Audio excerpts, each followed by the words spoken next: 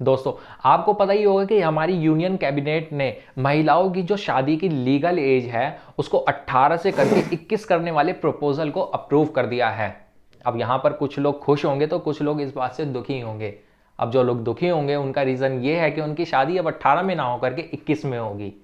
फिलहाल ये बात तो एक मजाक की थी, लेकिन आज हम बात करेंगे क्या सभी महिलाओं की वुमेन की एज अब 18 से 21 हो जाएगी शादी करने के लिए। मैं यहां पर सभी महिलाओं को क्यों ऐड कर रहा हूं, इसका आंसर आपको वीडियो में आगे मिल जाएगा। लेकिन आपको जब तक के लिए काम करना है, अगर आप इस चैनल पर नए हैं तो चैनल को सब्सक्राइब कर लो ताकि आपको ऐसे ही इंफॉर्मेटिव न्यूज़ और एजुकेशनल वीडियोस मिलती रहें। तो अब शुरू कर लेते हैं।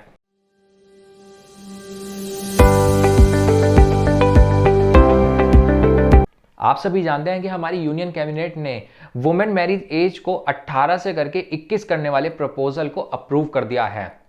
इंडिया में आज से पहले जो लड़कों की मैरिज एज हुआ करती थी वो 21 हुआ करती थी और वहीं पर लड़कियों की जो एज हुआ करती थी वो 18 साल हुआ करती थी। लेकिन अभी हमें थोड़ा सा ना हिस्ट्री में जाने की ज़रूरत है और हिस्ट्री में जाकर के एक क्वेश्चन अराइज होता है। और वो क्वेश्चन ये है कि आज से पहले जो सभी वुमेन हुआ करती थी क्या उनके लिए यूनिफॉर्म एज हुआ करती थी, यानी सभी महिलाओं के लिए समान उम्र हुआ करती थी शादी के लिए। अभी आपसे थोड़ी देर पहले मैंने कहा था कि यहां पर सभी वुमेन से क्या मतलब है।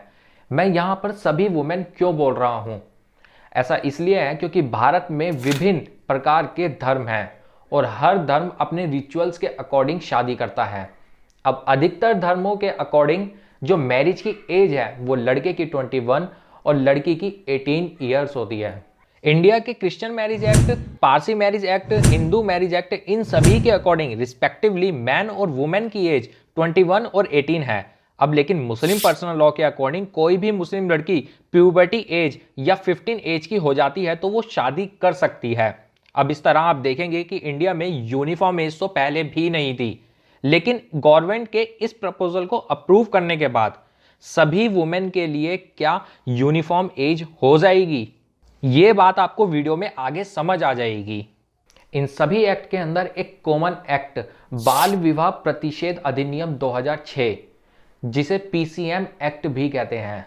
अब ये एक्ट किसी भी स्पेसिफिक जाति या धर्म के लिए नहीं है, ये किसी भी स्पेसिफिक जाति या धर्म से रिलेट नहीं करता, बल्कि ये भारत के सभी नागरिकों के लिए है।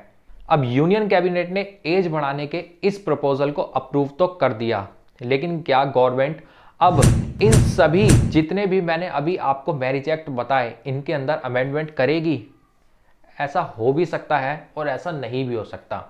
लेकिन सरकार इसके अंदर डायरेक्ट इन्वॉल्व नहीं होगी, क्योंकि कोई भी धर्म ये नहीं चाहता कि उसके धर्म के अंदर कोई इन्वॉल्व हो, कोई भी नया व्यक्ति कानून बनाए या कोई भी आकर के डायरेक्ट उसके अंदर इन्वॉल्व होकर हस्तक्षेप करने लगे। फिर अब यहाँ पर एक क्वेश्चन खड़ा होता है कि अब यहाँ पर सरकार क्या करेगी। कुछ सोर्सेज से पता चला है कि इंडियन गवर्नमेंट यानी कि भारत सरकार PCM act, special marriage act और हिंदू मैरिज एक्ट के अंदर अमेंडमेंट कर सकती है। लेकिन अगर सरकार ऐसा करती है तो मुस्लिम marriage act, Parsi marriage act और क्रिश्चियन मैरिज एक्ट, इन सभी धर्मों की महिलाओं की एज क्या 18 ही रहेगी? इसे गवर्नमेंट दो तरीके से करेगी, एक डायरेक्ट इन्वॉल्व होकर के और दूसरा इनडायरेक्ट इन्वॉल्व होकर के। अब पहले डायरेक्ट इन्वॉल्व की बात करते हैं। इसमें गवर्नमेंट मुस्लिम marriage act, Parsi marriage act और क्रिश्चियन मैरिज एक्ट को डायरेक्ट अमेंडमेंट करके वुमेन की मैरिज एज को 18 से 21 कर देगी। अब बात करते हैं सरकार के इनडायरेक्ट वे की, कि सरकार इनडायरेक्ट वे में कैसे मुस्लिम, पारसी और क्रिश्चियन की महिलाओं की एज यानी मैरिज एज 18 से 21 कर सकती है। ये कुछ इस तरीके से होगा कि थोड़ी देर पहले ही मैंने अभी आपको एक कॉमन एक्ट के बारे में बताया था, कॉमन मैरिज एक्ट। वो क्या था? वो ये था कि बाल विवाह प्रतिषेध अधिनियम 2006, जिसे कि पीसीएम एक्ट भी कहते हैं।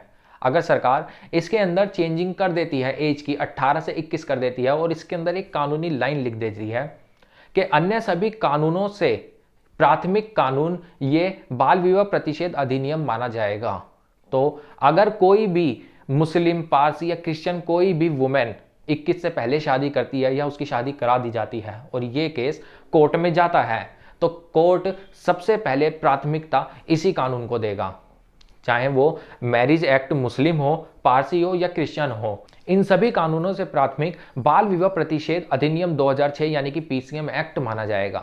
हालांकि आज से पहले आप कुछ वर्डिक्ट्स यानी कि हाई कोर्ट्स के कुछ डिसीजन पढ़ेंगे, जिसमें से कुछ हाई कोर्ट्स कहते हैं कि मुस्लिम मैरिज एक्ट या पारसी मैरिज एक्ट या क्रिश्चियन मैरिज एक्ट को प्राथमिकता दी जाएगी, तो वहीं पर कुछ हाई कोर्ट्स ये कहते हैं कि बाल विवाह प्रतिषेध अधिनियम 2006 यानी पीसीएम एक्ट को प्राथमिकता दी जाएगी।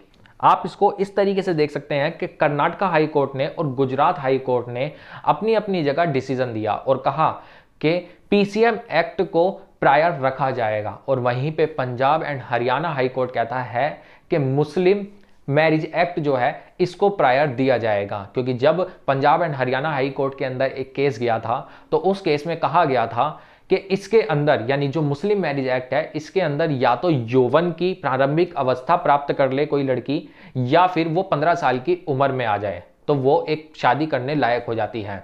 बस इसी रीजन से Punjab and Haryana high court ने मुस्लिम मैरिज एक्ट को प्रायोरिटी दी थी। बस यही रीजन है कि हमारे हाई कोर्ट्स के अंदर अलग अलग तरीके के डिसीजन आ रहे हैं। अगर या तो इस तरीके से हो सकता है कि ये जितने भी हाई कोर्ट के डिसीजन हैं इसके अंदर कानून का प्रश्न छुपा हुआ है। अगर ये कानून के प्रश्न के लिए अगर एक याचिका सुप्रीम कोर्ट के अंदर चली जाती है तो सुप्रीम कोर्ट इसके ऊपर जो डिसीजन देगा वही प्रायर रखा जाएगा। लेकिन अगर इससे पहले या बाद में भी सरकार कानून बना देती है तो उस कानून को प्राथमिकता दी जाएगी।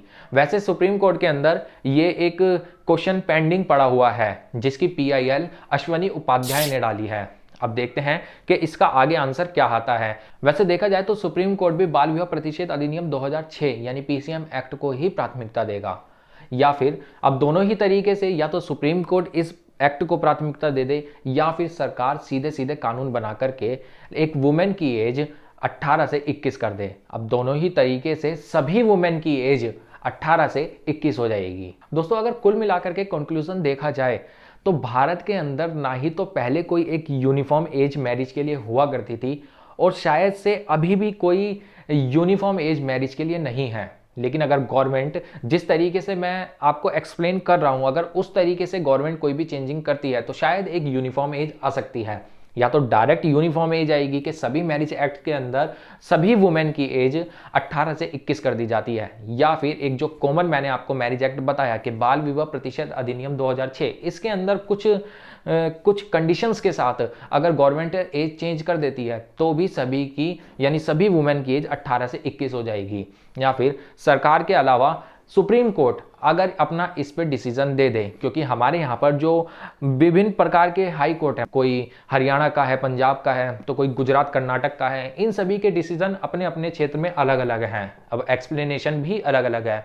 अगर इन्हीं सभी पर सुप्रीम कोर्ट अपना एक डिसीजन दे दे, चाहे वो कुछ भी हो सकता है, अगर वो अपना डिसीजन देता है जो मैरिज एज है वो चेंज हो जाएगी 18 से 21। दोस्तों ये थी आज की मैरिज एज के लिए एजुकेशन। अगर आपको ये वीडियो अच्छी लगी है तो वीडियो को लाइक कमेंट शेयर कर लेना और चैनल को सब्सक्राइब कर लेना। मिलेंगे अगली वीडियो में। Thank you.